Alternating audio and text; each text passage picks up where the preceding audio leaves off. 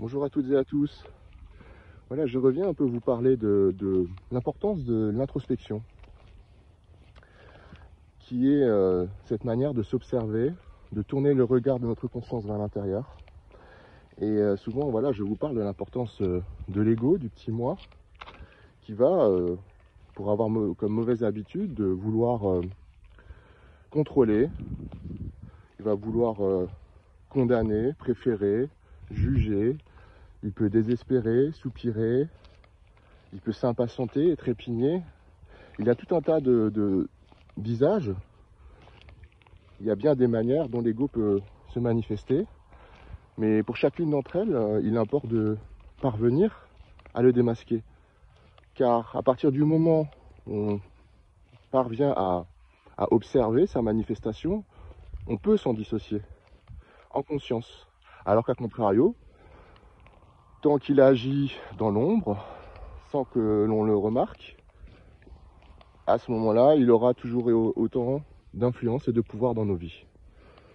Donc observer l'ego se manifester en nous et à l'extérieur de nous, chez nos congénères, sans jugement, avec bienveillance, permet de prendre ses distances avec lui et de ne plus être manipulé. Car nous sommes chaque jour traversés par une multitude d'énergies. Certains diraient des âmes, des esprits, d'autres diraient des archétypes, des influences énergétiques planétaires, des mythes personnels, même pourrait-on encore dire, des programmes inconscients. Car évidemment, comme nous avions pu en parler, l'influence de l'inconscient est vraiment très grande dans notre quotidien.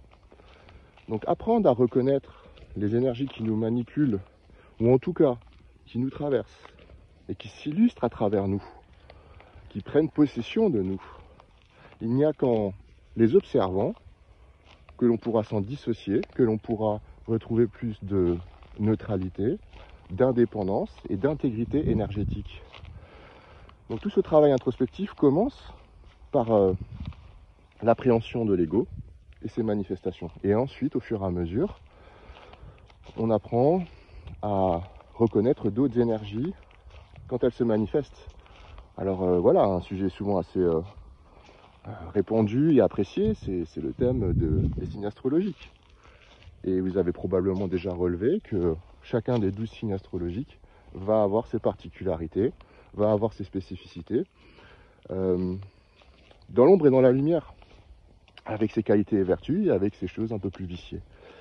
Bien évidemment sans jugement. Donc il y a bien des visages que l'ombre peut trouver en nous, qu'elle va pouvoir exploiter à notre insu. Et notre capacité à nous positionner en tant qu'observateur est essentielle pour nous en défaire. Voilà ce que je souhaitais partager avec vous, et n'hésitez pas à me faire vos commentaires en retour. Je vous dis à très bientôt.